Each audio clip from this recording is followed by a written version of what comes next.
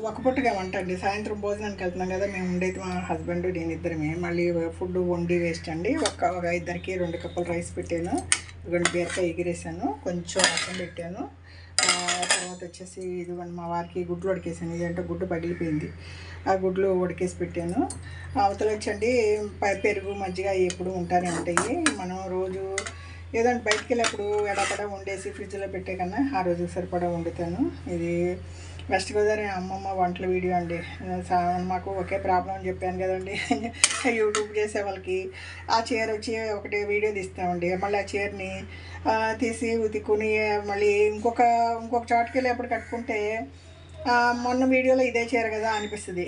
తర్వాత ఇదివరకే అండి నేను ఎక్కడికైనా వెళ్తే మా ఏరియాలో ఉన్నప్పుడు ఒకసారి కట్టేదాన్ని. రాగానే బ్లౌజ్ మాత్రం వాటర్ వాష్ చేసి చీరని కాసేపు గాలిలో ఆరేసి మడత పెట్టి మళ్ళీ ఇంకొక ఫంక్షన్ ఇక్కడ వేరే చోట కంటే కట్టుకున్నాను. ఇప్పుడు ఏంటండి మా ఏరియా వాళ్ళు అదే చీర చూస్తున్నారు, వేరే వాళ్ళు వేరే ఏరియాలో ఉన్న వాళ్ళు యూట్యూబ్లో పెడితే ఆంధ్ర వాళ్ళు కూడా ఆ చీర చూసేస్తున్నాండి. అందరూ చూసేసిన చీర మళ్ళీ మళ్ళీ కట్టుకుని ఏం తిరుగుతామండి. సరే అండి, ఇది ప్రాబ్లం వచ్చేసిందండి. ఇప్పుడు మొన్న కట్టిన చీర ఇప్పుడు కట్టకూడదు, అందరూ చూసారు. ఇదండి ఆడవాళ్ళకి ఇది ఒక కష్టం కాదండి. ఏదో చీర కొనుక్కోవడం, ఫాల్స్ కొనుక్కోవడం.